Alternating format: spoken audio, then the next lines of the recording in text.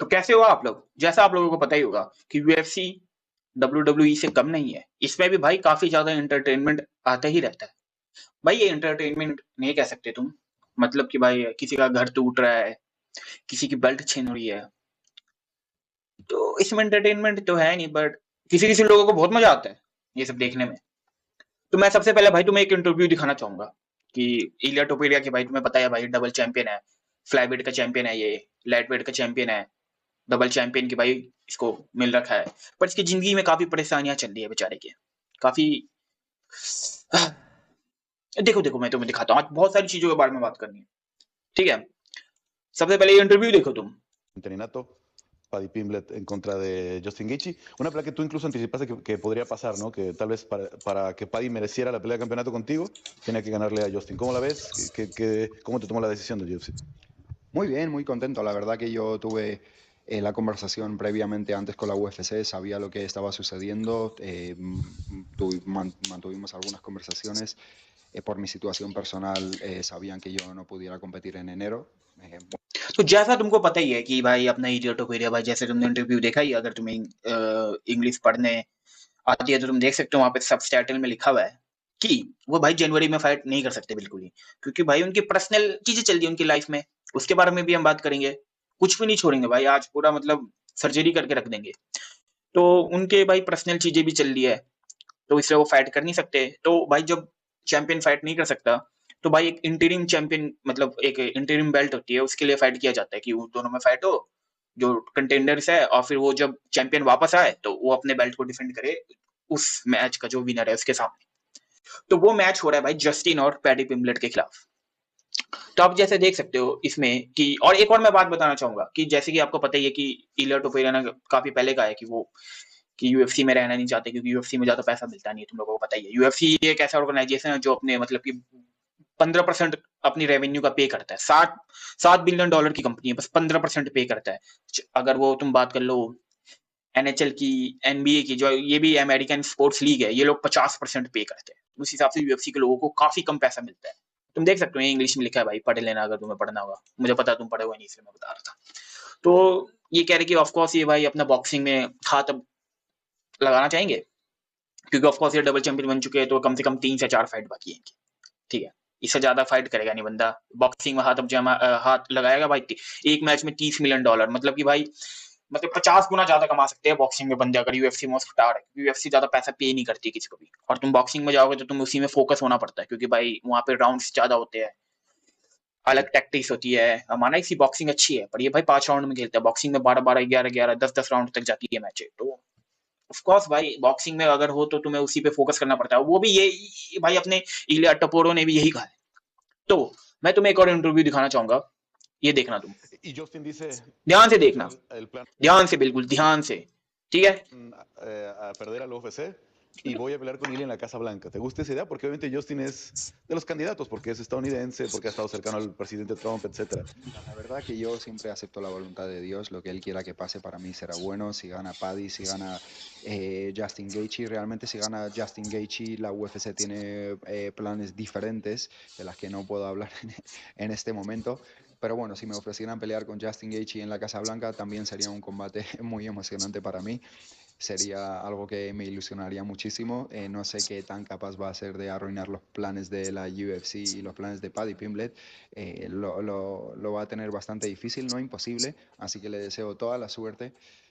Pero no sé si tendrá tanta suerte ganándole a Paddy Pimblett, porque después se va a tener que encerrar en un octógono conmigo, y no sé si eso es tener mucha suerte o no. तुम जैसा video देख सकते हो भाई कि अगर Justin और paddy पिम्बलेट fight होगी और उसमें जस्टिन जीता, तो यूएफसी को उससे कोई फर्क नहीं पड़ता भाई। वो यूएफसी खुद चाहते हैं कि पैडी पिम्बलेट जीते और मैं इसकी फाइट भाई इलिया टोपुरो के साथ करवाऊं। एक यूरोप का सबसे बड़ा बंदा होगा, दोनों यूरोप की है वैसे भी देखा जाए तो। एक बहुत बड़ी फाइट होगी, वो भाई यूरोप में कहीं करवा सकते हैं, नहीं तो स्पेन में करवा सकते हैं, दोनों जगह फुटबॉल के स्टेडियम में भाई बहुत पैसा छापेंगे। तो देखिए इसने खुद कहा कि भाई अगर जस्टिन जीता तो भाई कुछ और प्लान्स होंगे, क्योंकि जस्टिन की फाइट इससे नहीं करवाएंगे। यूएफसी भाई तुम सोचोगे कि हाँ भाई अगर सबसे पहला कोई कंटेंडर है तो उसके साथ फाइट करेंगे या नंबर के हिसाब से चलता है, तो ये वैसा भी नहीं है। ऑफ कोर्स ये प्राइवेट ऑर्गेनाइजेशन है, वो भी बहुत ज्यादा पैसा कमाने की सोचेंगे। तुम सोच सकते हो कि ये वैसा ही जैसे डब्ल्यू डब्ल्यू ही है, बस इसमें रियल फाइट होती है, इतना ही है बस। मसाला तो इसमें भी मिल जाता है भाई, मसाले की बात करेंगे अभी, मसाला बाकी है इसमें, बहुत ज्यादा मसाला बाकी है। तो पैडी पिम्बलेट के साथ फाइट करेंगे, और मुझे भाई ये भी नहीं पता भाई पैडी पिम्बलेट इसके सामने टिकेगा कैसे भाई। इलिया अपोरो भाई खतरनाक बंदा है, चाहे छोटा ही है, चाहे काफी छोटा है, ये लिलीपुटियन है, पर भाई पंच इसके बहुत तगड़े है भाई, स्ट्राइकिंग बहुत तगड़ी है, और आज तक इसको ग्रैपलिंग करने की यूज करने की भी जरूरत नहीं पड़ी भाई, इतने तगड़े पंच है इसके, और ग्रैपलिंग इसका बेस्ट है, बेस है, फिर भी ये बॉक्सिंग से सबकी फाड़ के रख देता है। मतलब तुमने चार्ल्स ओलिवेरा का हालत देखी होगी भाई, सुला दिया था उसको, सुला के भाई, समझ रहे हो ना। तो भाई खतरनाक बंदा है ये भाई, इलिया अपोरो। और भाई इसकी जिंदगी में और काफी परेशानियां चल रही है। ये इंटरव्यू हुआ इसके बाद भाई पैडी पिम्बलेट ने ये कहा, मैं तुम्हें पैडी पिम्बलेट का भी दिखा देता हूँ भाई, इसकी तुम इंटरव्यू देखो, ये ब्लॉन्ड बिच की। I don't know if you heard. By the way इसका निकनेम ब्लॉन्ड बिच है, मुझे को काफी अच्छा लगता है ब्लॉन्ड बिच। और मैं एक बात बताना चाहूंगा, ये जैसे कि ये पैडी पिम्बलेट है भाई, ये इंग्लिश ही बोलता है, पर इसकी एक्सेंट इतनी वो है ना भाई, मैनचेस्टर वाली इसकी एक्सेंट है कि तुम्हें कुछ समझ ही नहीं आएगा, तो मेरे ध्यान से सुनना भाई, ठीक है, मेरे को भी सुनना पड़ेगा। Heard something from the UFC when Ilya is going to be ready, May, maybe the summer? No idea. He's got a lot going on in his personal life, lad, and like I wish him nothing but the best with it. That's nothing to do with me and him fighting. That's his family, and I hope everything goes well. I hope that goes perfect for him. All I care about is getting him in that octagon and fighting him. Anything in his personal life, I hope it goes well. But you never know, if he doesn't come back by June, July, then he might have to vacate his belt and I'll become undisputed. तो तुमने भाई सुन ही लिया होगा, ये भी कह रहा है कि भाई वेकेट करना पड़ेगा भाई इसको बेल्ट, अगर इलिया टोपुरिया से फाइट नहीं करेगा। मुझे पता है तुम्हें कुछ समझ नहीं आया, इसकी एक्सेंट ऐसी है, इसकी एक्सेंट बहुत खराब है, इसकी बहुत बेकार है एक्सेंट। तो ये कह रहा है कि इलिया टोपुरिया को भाई बेल्ट वेकेट करना पड़ेगा अगर वो इससे फाइट नहीं कर पाया, क्योंकि इलिया टोपुरिया की काफी पर्सनल चीजें चल रही है उसके लाइफ में, और वो पर्सनल चीजों के बारे में बात करेंगे। उससे पहले मैं ये कहना चाहूंगा भाई, यूएफसी को फर्क नहीं पड़ता कि अगर तुम पहले टाइटल कंटेंडर हो कि या तुम डिजर्व करते हो, उनको पैसे से मतलब है कि कौन फाइट हमें ज्यादा पैसे बना सकता है। उनको पता है कि ये ब्लॉन्ड बिच और इलिया अपोरो लिलीपुटियन उनको भाई ज्यादा फाइट बना के देगा, ज्यादा पैसा बना के देगा, तुमको फर्क नहीं पड़ता भाई। क्योंकि अगर देखा जाए तो लाइट वेट में सबसे अच्छा कंटेंडर कौन है अभी? अरमान सारूकियान है, मैंने पिछले वीडियो में भी बताया था अपने, और इसको तो कुछ भाई रंडी बना के छोड़ दिया, इसको कोई नहीं कुछ नहीं पूछ रहा, कुछ हवा ही नहीं दे रहे भाई इसको। तो तुम देख सकते हो भाई, और ऐसे भी भाई इसको मौका दिया था, उसने भी चुनाव कर दिया, तो भाई ऐसी रंडी का नाच होगा उसके साथ। एनीवेज हम अब पर्सनल मैटर पे बात करते हैं, बिल्कुल सीरियस है भाई ये मैटर बिल्कुल ही, ठीक है। तो तुम्हें जैसे ही पता ही होगा कि इलिया टोपुरिया की धर्म पत्नी थी और उनके 2 बच्चे भी थे, एक लड़की उनसे एक लड़की उनकी 1 साल छोटी सी है। तो उनकी बीवी उनको मियामी में मिली थी, दोनों प्यार में पागल हो गए थे, तो दोनों ने शादी कर ली थी। तो शादी की और उसके बाद अभी पता चल रहा है कि दोनों का डाइवोर्स होने वाला है। और इलिया टोपुरिया ने कल ऑफिशियल स्टेटमेंट किया, तुम उनका साइन भी दे सकते हो लिलीपुटियन का, कि भाई उसने ऑफिशियल स्टेटमेंट दे के कहा है कि भाई उसकी बीवी उसको धमका रही है, उसकी बीवी उसको मतलब कि ब्लैकमेल कर रही है कि भाई मैं तेरे खिलाफ डोमेस्टिक एब्यूज लगा दूंगी। और कोई फाइटर होता है तो ऐसा सब सोचते कि हाँ भाई एग्रेसिव ही होगा, 2-3 पंच मार दिया होगा इसके भाई। अगर इलिया टोपुरिया 2-3 पंच मारता तो क्या उसकी बीवी केओ नहीं होती? इलिया टोपुरिया का रिकॉर्ड 17-0 है, क्या वो 18-0 नहीं हो जाता? मैं एक फैक्ट बोल रहा हूँ। तो मुझे नहीं लगता इलिया टोपुरिया ने मारा होगा, क्योंकि इलिया टोपुरिया ने भाई अपना एविडेंस सबमिट कर दिया ऑफिशियल स्टेटमेंट के हिसाब से, इनोसेंट अंटिल प्रूवन गिल्टी। तो मैं भाई अभी मैं इनोसेंट ही मान रहा हूँ इलिया जी को। और इसने कहा कि भाई वो पैसे मांग रहे हैं, और इसके भैया तो भाई खुद ही यूएफसी में है बेचारा, इतने पैसे देते भी नहीं है। अब इससे आधे पैसे ले भी लेंगे तो भाई ऑफ कोर्स बॉक्सिंग में ही जाएगा ये, क्योंकि पैसे भी तो बनाने हैं भाई। जिंदगी भाई फाइटरों की बहुत मुश्किल होती है, ये डाइवोर्स वाइवोर्स होता रहता है। अपने क्रिकेट के भी होता रहता है, हार्दिक पांडे का हो गया, वो धनुष थी वो थोड़ा पतला सा था, उसका भी हो गया, उसके भी पैसे लेके चली गई, हार्दिक पांडे के भी लेके चली गई। तो मामूली बात है भाई, ये सब होता ही रहता है। इसलिए कहते हैं कि भाई यू कांट, इसलिए कहते हैं तुम्हें अपनी वाइफ कभी क्लब में नहीं मिलेगी, तुम्हें अपनी वाइफ कहीं मुंबई में नहीं मिलेगी, बेंगलोर के क्लब में नहीं मिलेगी, मियामी के क्लब में नहीं मिलेगी, तुम्हें कहीं और ही मिलेगी, क्लब में वाइफें नहीं मिलती है।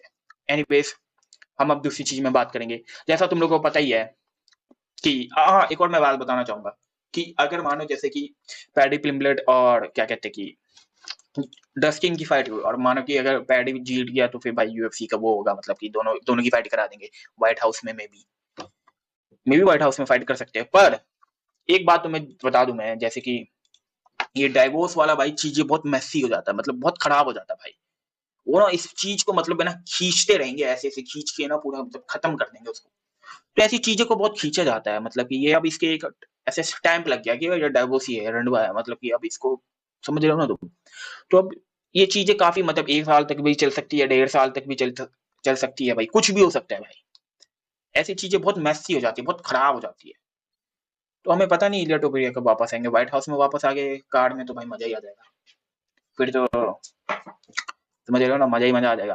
पर अगर जैसे ये है हमारा पैडी पिम्बलेट, इसकी फाइट हो जस्टिन के साथ सॉरी, और दोनों में से कोई जैसे पैडी पिम्बलेट जीत गया तो उसकी तो इलिया टोपुरिया के साथ करा देंगे। अगर जस्टिन जीत गया तो फिर क्या होगा?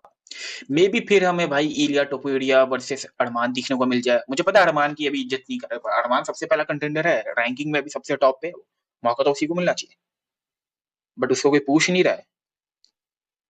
तो मुझे लगता है फिर उसके साथ करा देंगे फाइट, क्योंकि भाई वो ज्यादा मनी फाइट है जस्टिन के साथ कराने के अलावा।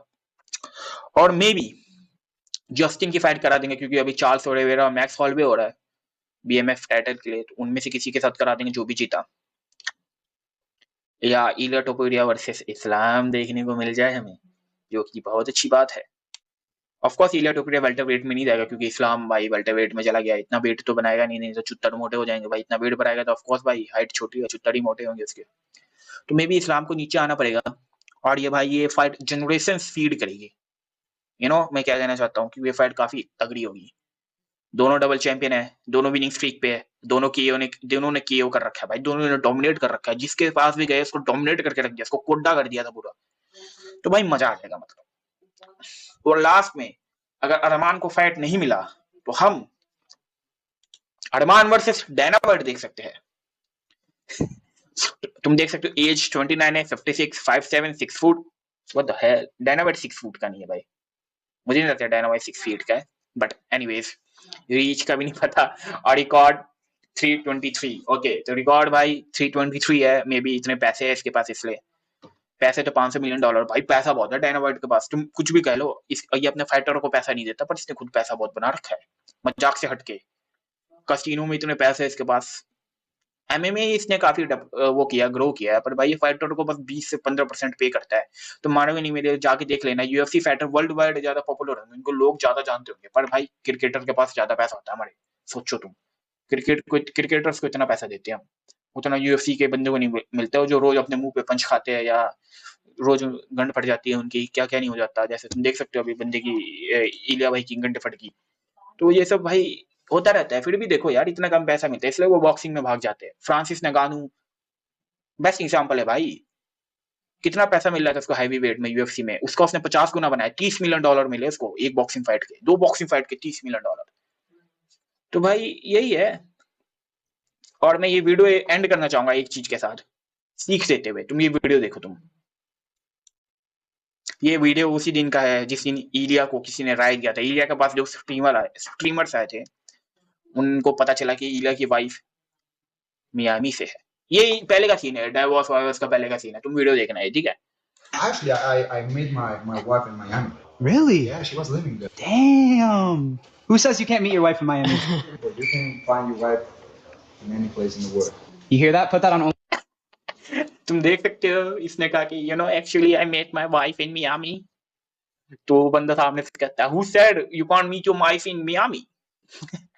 तो इलिया फिर देखो कैसे अपनी धर्मपत्नी को डिफेंड करता है, you can find your wife anywhere. तो भाई ये एक काफी अच्छा मतलब सीख मिल गई भाई। इस बंदे ने पहले बोल दिया था, who said you can't find wife in Miami. इलिया समझ नहीं पाया था उसने, आज समझ गया। पैसे देने के बाद और समझ जाएगा। तब तक जय हिंद।